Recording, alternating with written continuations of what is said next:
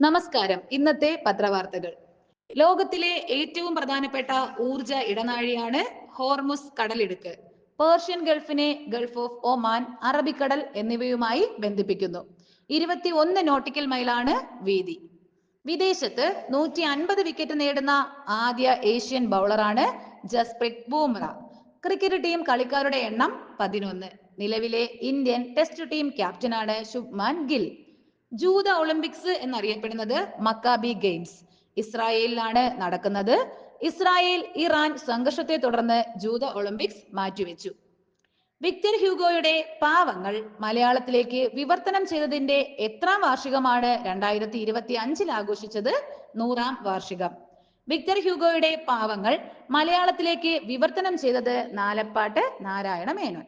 ഏഷ്യയിലെ ഏറ്റവും വലിയ ചലച്ചിത്ര മേളയാണ് ഷാൻഹായ് ഫിലിം ഫെസ്റ്റിവൽ.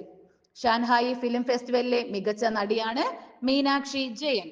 മികച്ച നടിക്കുള്ള ഗോൾഡൻ ഗ്ലോബൈറ്റ് പുരസ്കാരത്തിലാണ് അർഹയായത്.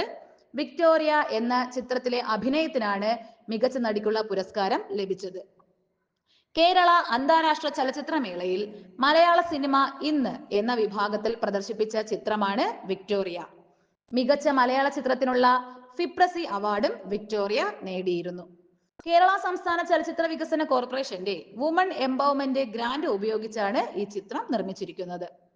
ജലക്ഷാമമുള്ള പ്രദേശങ്ങളിൽ ടാങ്കുകളിൽ കുടിവെള്ളം എത്തിക്കുന്നതിലെ അമിത നിരക്കും മറിച്ചു വിൽപ്പനയും തടയാൻ ലക്ഷ്യമിട്ടുള്ള പദ്ധതിയാണ് സുജലം സുലഭം. ജലവിഭവ വകുപ്പ് മന്ത്രിയാണ് റോഷി അഗസ്റ്റിൻ. ജയ്പൂരിനടുത്തുള്ള ആരവല്ലി കുന്നുകളിൽ കണ്ടെത്തിയ പുതിയ സസ്യ ഇനമാണ് പോർട്ടലാക്ക ഭാരത്. രാജസ്ഥാന്റെ തലസ്ഥാനമാണ് ജയ്പൂർ. രാജസ്ഥാൻ മുഖ്യമന്ത്രിയാണ് ഭജൻലാൽ ശർമ്മ. രാജസ്ഥാൻ ഗവർണറാണ് ഹരിഭാവു കിസാൻ റാവു ബാഗ്ഡെ. ഇന്ത്യയുടെ G20 ഷെർപ്പ സ്ഥാനത്ത് നിന്ന് രാജിവെച്ച വ്യക്തിയാണ് അമിതാഭ് കാന്ത്. 2025 G20 ഉച്ചകോടി നടക്കുന്നത് ജോഹന്നാസ്ബർഗ്.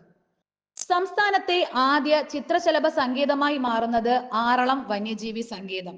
ആറളം കണ്ണൂർ ജില്ലയിലാണ്. വിസ്തീർണം 55 സ്ക്വയർ കിലോമീറ്റർ. ആറളം വന്യജീവി സങ്കേതം നിലവിൽ വന്നത് 1984. ആൽബർട്രോസ് ശലഭങ്ങളുടെ ദേശാടനം നടക്കുന്ന വന്യജീവി സങ്കേതമാണ് ആറളം.